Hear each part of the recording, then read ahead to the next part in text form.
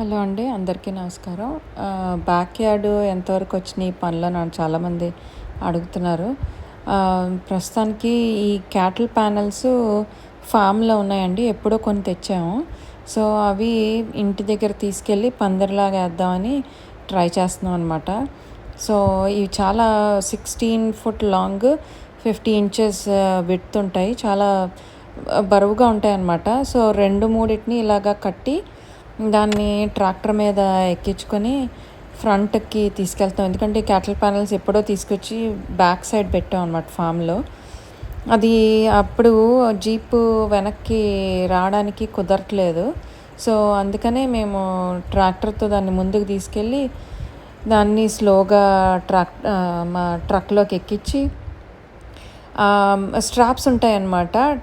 రాచెట్ టై down straps అవి.